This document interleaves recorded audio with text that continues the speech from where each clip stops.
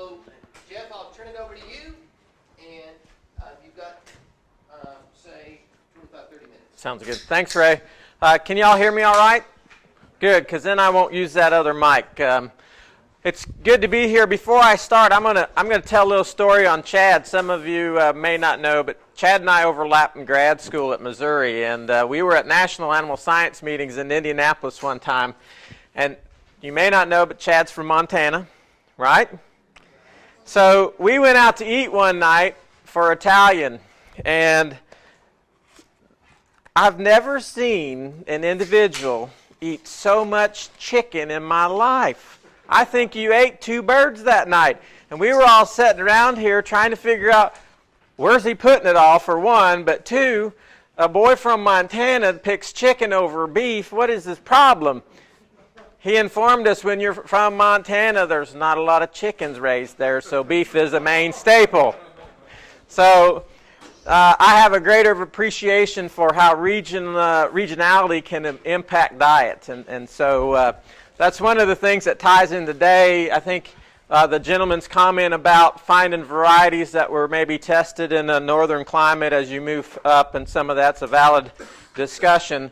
And as we go through things today, there's a few items that we'll touch on, but Dr. Smith made a comment about data. There's data out there. There's a lot of data out there, especially with sorghum Sudan from the 30s and 40s, actually. And so as we look at the older data, you can even see when Johnson grass was considered a forage rather than a weed. And they were looking at comparing sorghum Sudan grasses to Johnson grass as an example.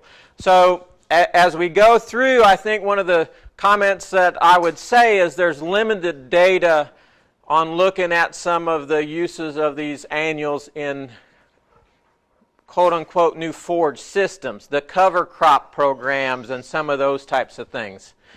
So why would we consider, from a beef cattle perspective, in this transition zone where fescue is the predominant forage, a perennial cool season, why would we consider the use of a summer annual?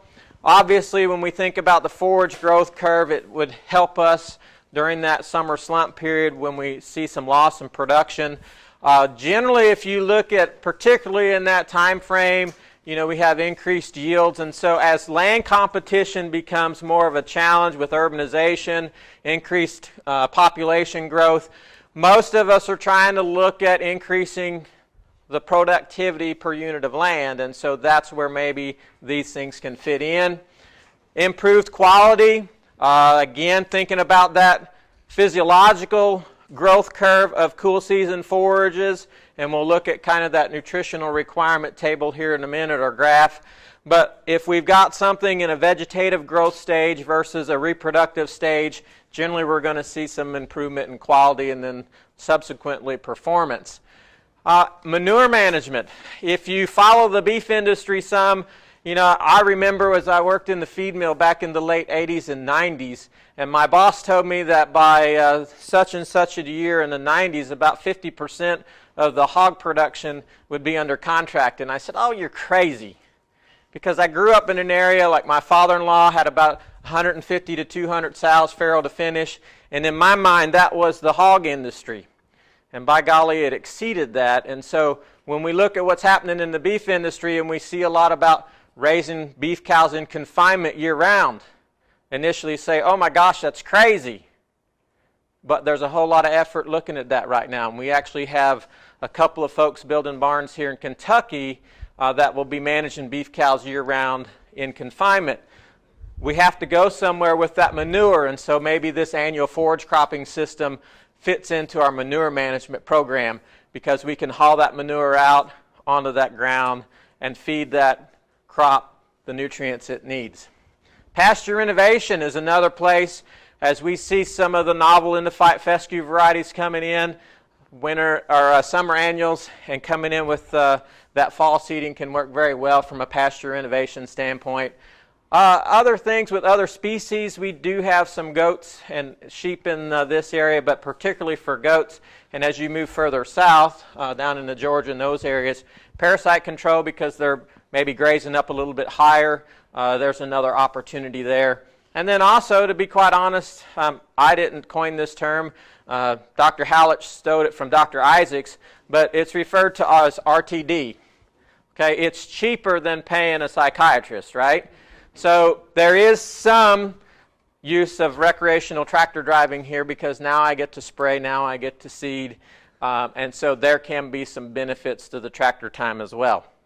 Plus, you know, I've got this brand new tractor and this brand new sprayer and this brand new seeder. I might as well use it, right? It may not be making me any money, but I'm going to use it. So when we think about the nutritional needs of livestock, we've got some things in this transitional zone.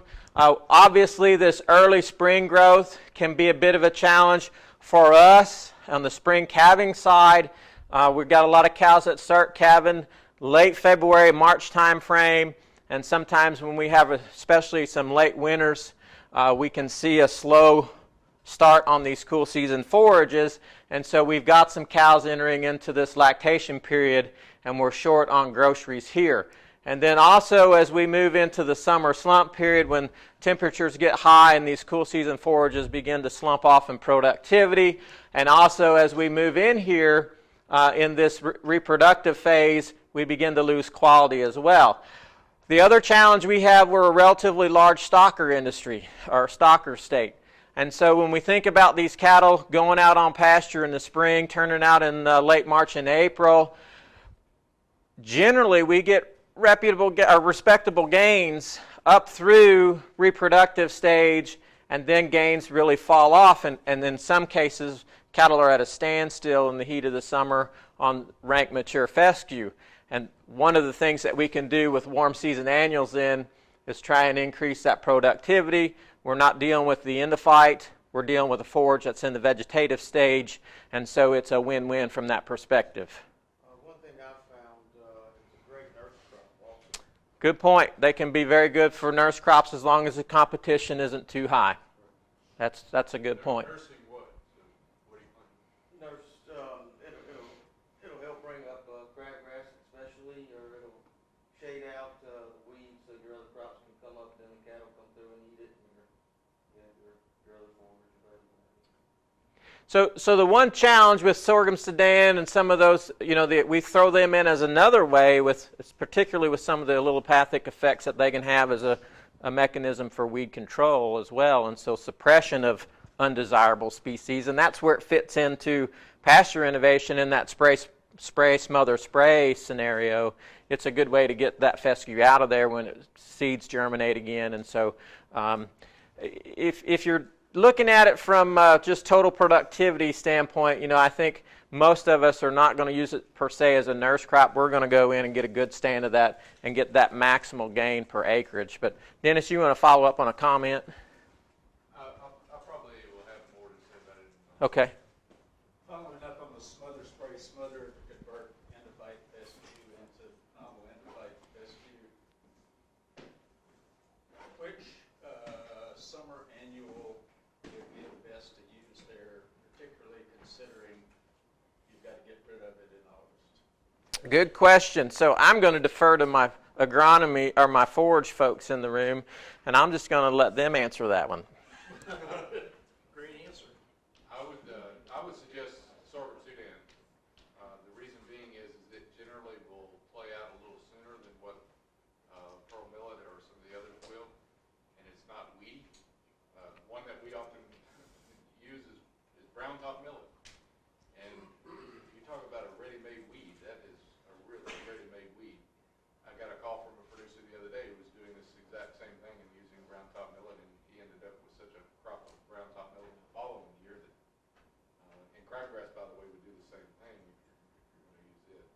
So there's concern about, is there any concern about reseeding itself then? When you said the following year you got another crop of... Yeah, in brown top and crabgrass you would, but in sorghum Sudan grass or in pearl millet for that matter you wouldn't. But sorghum Sudan grass would play out sooner than what the pearl millet will, at least in our environment now. Maybe a little different here in Kentucky. Well, if you want to smother, it's quite aggressive. Yep. It also has good allelopathic effect on weeds when it's growing, so it would help smother the weeds as well. Chris? I agree, Dennis. Does the brown top grow the ground top or foxtail millet would be a one cut, so it'd be nice that way. But Dennis is saying if you let it go to seed, the seed can sit around until the whole next year.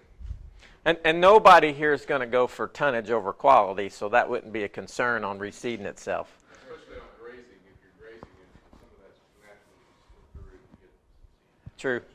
True. They do in Missouri.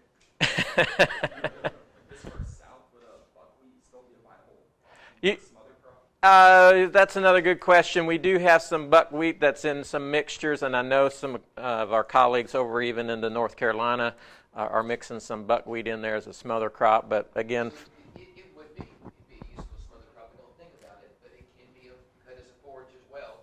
We just never think about that very much, but a good option. The tonnage is probably the biggest limitation on that one. It definitely will work. Purely for the agronomic benefit. Yeah, for the agronomic Yeah, benefit, yeah. you're just looking at something like change in soil conditions. yeah. So sorghum Sudan's a little effective on weeds, but not necessarily on grasses as a nurse crop? I'm not sure on grasses. I know broadleaf weeds, it has good little impact effect. And as long as it's actively growing, the roots are alive, it is suppressing new seed germinating. So you do want to make sure that you don't seed directly into it with your next crop. But a spray out and even a few days later, or a tilling and then letting it sit there a few days, you lose those toxins.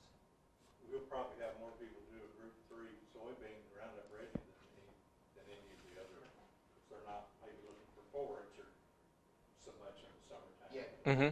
Good point. Good point. Especially, yeah, that's a real good point. So as we continue to think about these, nutrient concentration is one of those we got to watch. We've seen some, and we'll see more data, but you've seen Chris's data on the quality. These annual forages can be very good, and if you're harvested at the right time, like he said, at that 30-inch. But if you do let them get away from you, they can be, just like any other forage, they can decline in quality very rapidly. And so we have to make sure that we manage these, and don't forget that does require management if we want to end up with some high-quality forages.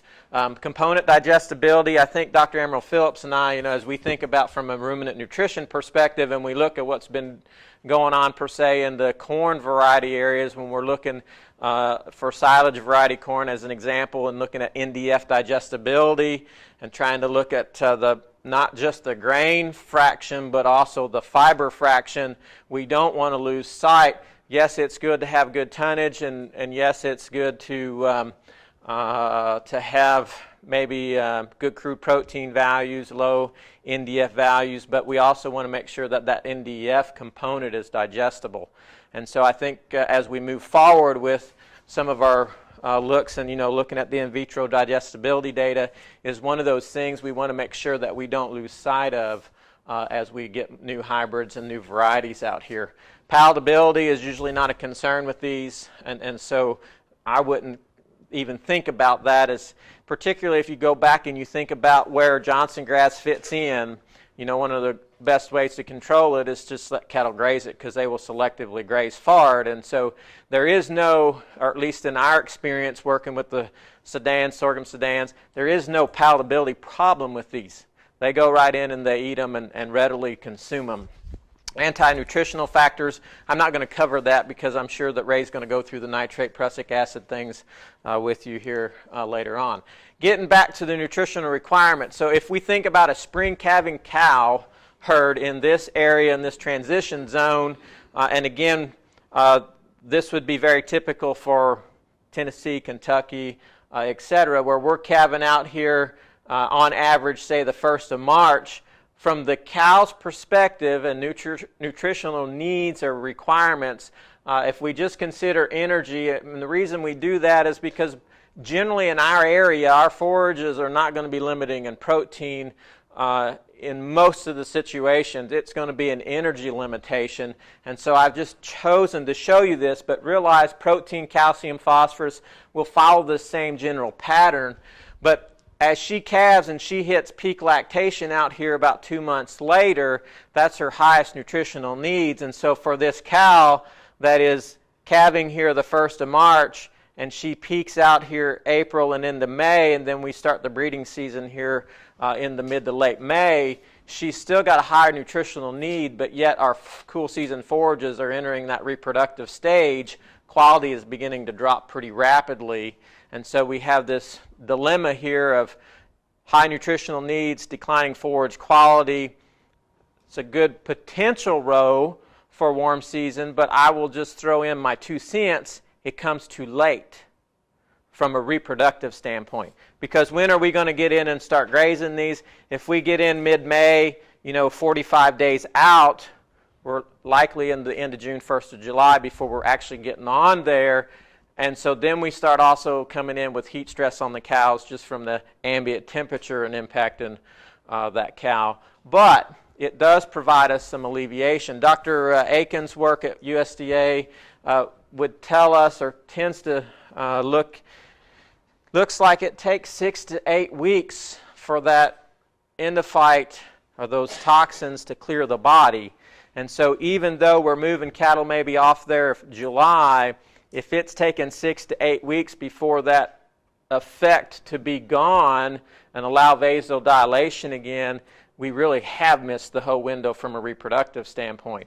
But also, as we think about it, maintaining body condition and or maintaining weight on the cow is important reproductively. And to maintain pregnancy, we want to make sure that if you go back to all the literature and continue to look at the current research on embryo transfer data and et cetera, on reproductive efficiency, if we can maintain body condition in the cow, that gives us optimal reproductive success. When she goes into her highest nutritional needs and the forage is limiting energy intake and it's down here and she enters that negative energy balance, she's pulling body reserves and it becomes survival of yourself. You don't have enough groceries to support the calf by your side, don't breed back essentially. And so that use of an annual forage in here to maintain adequate forage available to her and of a higher quality will help her maintain body condition and hopefully improve reproductive success besides the endophyte effect. Is that clear? Does that make sense?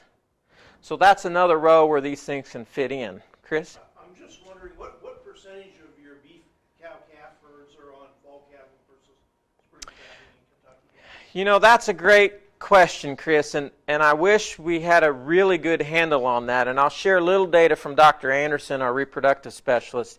When he goes out and he does a master cattleman program, for example, and we use the little clicker devices and ask that question, we're still getting about 45 to 50% responses that have no controlled breeding season. They're calving year-round.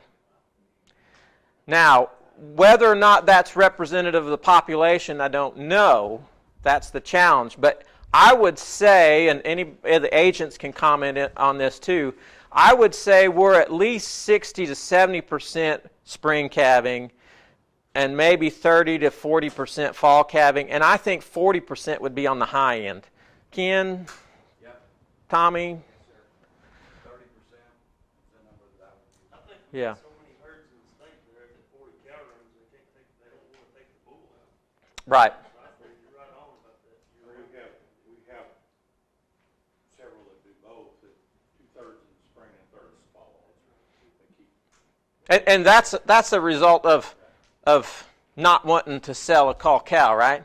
Because she couldn't hack it in the spring herd, so we give her one more shot in the fall, right? But it's also a good way to use, if you've got several cows, it's a good way to use bull. It is. You don't have to have bull. Absolutely. And It's also a good way to save that first calf heifer that doesn't get bred back after that first calf. But then I would throw out the thing is, do we really want to keep that heifer that's not reproductively sound, and does she have a fertility issue that will continue to exacerbate later on in lifetime? And now we're keeping heifers out of that heifer. But anyways, we're keep moving, yeah. So good discussion. But annual legumes, we'll just touch on some annual legumes. I'm going to show you a little information on cowpeas and labs. We've got some demos with Tommy Yankee in Anderson County looking at these. Drought tolerant species, the year that we decided to do some drought work with some plantings and good night, we had a monsoon. Soybeans, absolutely one of those, and with the forage variety soybeans that are being touted around, there's certainly opportunities there. But even coming in with the Roundup Ready soybeans now, it offers you some renovation from a hay perspective. Lespedeza, one of those that maybe we don't see as much work in. With the drought out west a few years ago, seed prices got too high, but seed prices have come back down now. And so Lespedeza is still one of those options that we have out there for warm season annual legume. If you think about cowpea and lab, again, very good quality when we think about crude protein and a way to get some protein up. That's what these legumes are supposed to be. But NDF digestibility here is good, close to 60% NDF digestibility. So the fiber fraction in those legumes are relatively high in digestibility. If you look at some recent work here out of Texas on some cowpea and then 3 different varieties of lab beans, seeding rates of 25 up to 100 pounds to the acre, you can see that yield, to get better yields on some of these lab beans, you do need to get at least 50 pounds to the acre. Or, this variety, you didn't see much improvement moving from 25 to 50. The big jump was going from 50 to 100. But there's always this issue of cost break, right? And is that extra forage going to be worth the extra input cost, not just from seed, but also fertility requirements, etc. But the crude protein of the leaves are very high, 20 to 25 or 24 to 25%. But the protein in the stems is not very high. And there's some other research in the literature that shows that cattle selectively graze for the leaves and leave the stems behind. And once the dry matter availability falls below about 1,000 pounds to the acre of leaf tissue, intake begins to become limiting, grazing time begins to shut down, and so dry matter intake is reduced, which would reduce performance.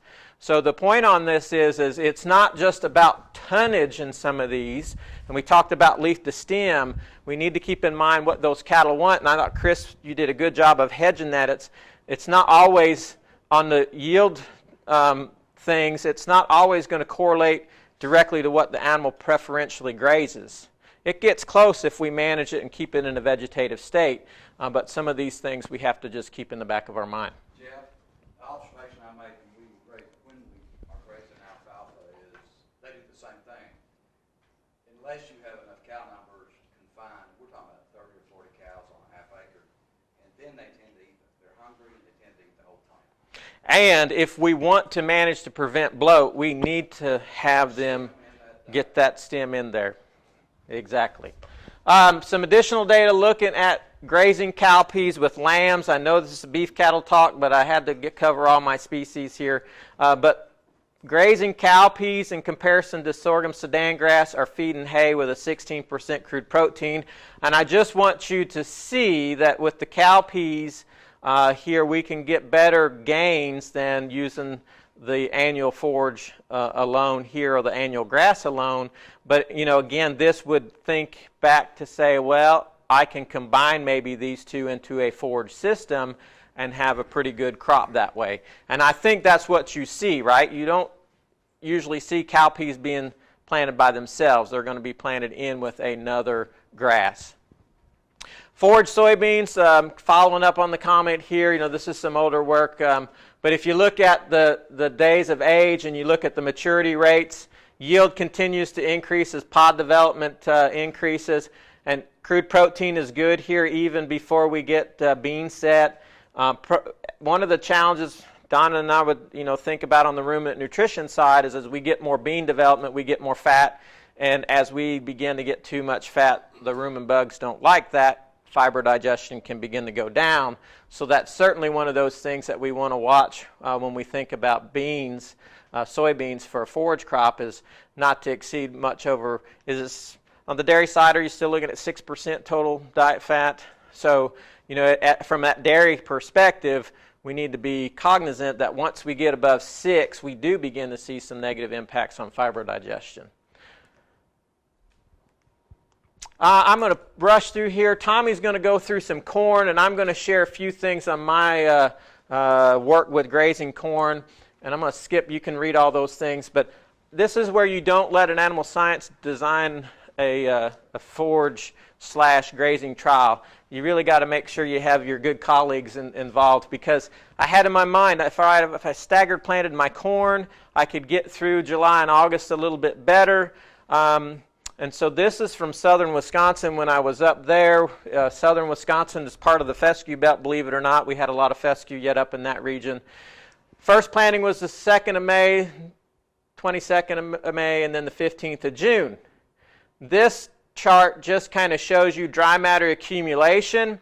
The circles show you when pollination began for first planting, second planting, and then the third planting. And then the red arrows show you where we began to turn in. This was to model a pasture finishing system where we didn't want grain set or didn't want cattle in when we started getting grain set on the corn. What do you see between the first planting, which is the red diamonds, and the second planting 3 weeks later, which are the purple squares?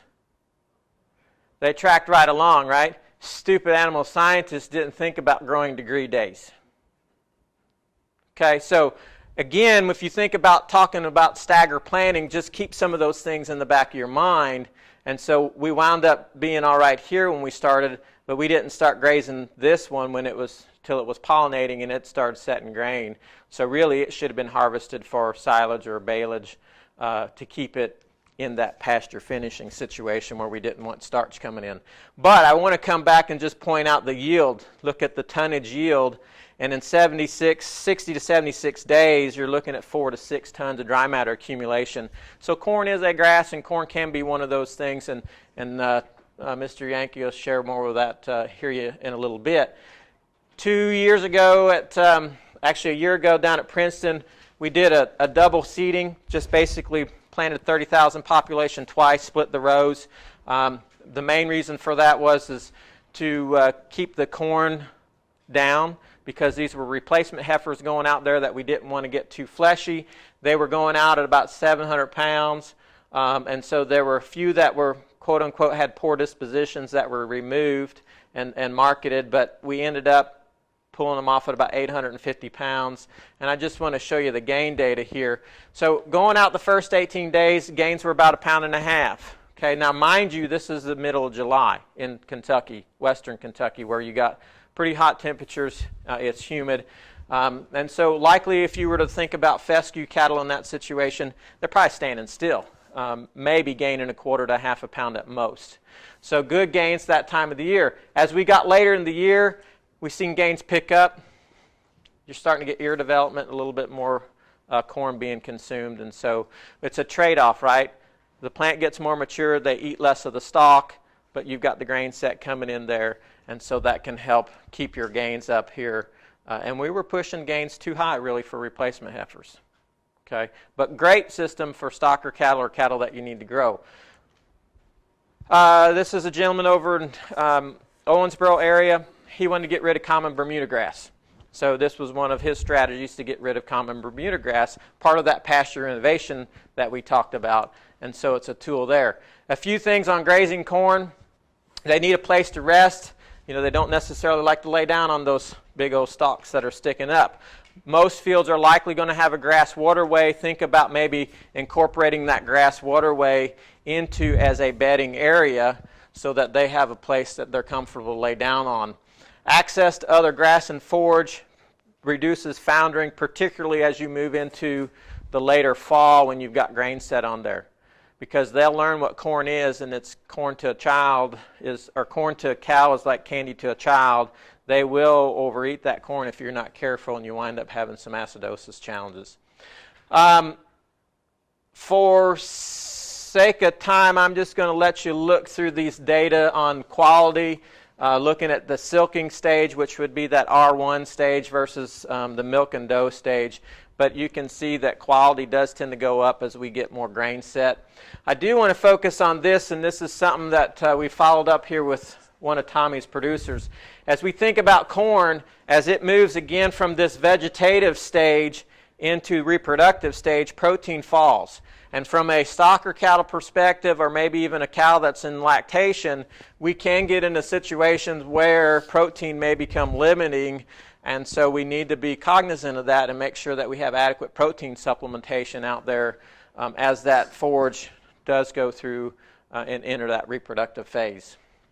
If you think about TDN, also realize, just like with a cereal grain, as we move out of vegetative stage into reproductive stage, before we enter in the grain filling, energy is going to come down as that plant matures, and then when grain set comes back on, we begin to see it ticking back up from a TDN standpoint. So with just like any of our other cereal grains, if we really want to get good energy yield as a grass, we need to make sure we get on it in that vegetative stage. Some work out of North Dakota, just following up on the protein work that we did, but this was one of the neat systems in my mind, and this is where we start building in this systems approach.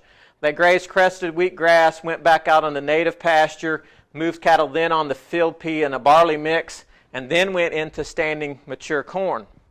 Okay, and these are 800-pound steers, yearling-type steers. They compared this to just leaving the cattle out on native pasture. And so they got almost a half a pound a day bump in gain with the system compared to the native pasture. And this is that point that I'm trying to make, that we need more work looking at forage systems and how these forage components can fit in, because a half a day gain on an 800-pound steer is impressive. Okay, it takes a lot of increased available energy to support that, not just from you might say, well, that's not that big a deal, but if you do the energetic calculations, that is a big deal to improve it that much. Okay, I'm not going to stop. BMR data, Dr. Smith asked this yesterday about what would be that equivalent BMR improvement. You mentioned 5%, I think, Chris, of increase in vitro digestibility. This is some work that Banna did, Dr. Banna, before he got done with his work there in Texas. But the BMR variety is about 0.3 of a day improvement in average daily gain. So there is some opportunity there, and I think Dennis made a good point about when we think about this with the BMR varieties, there's some management things that you've got to consider, from making sure it retillers and it comes back in these grazing situations compared to some of the other conventional varieties. So with that, I'm going to stop. There's more information in there. If you've got questions on this, be sure and touch base with me. I'll be here for a while before we fly out. But these annuals have a good place.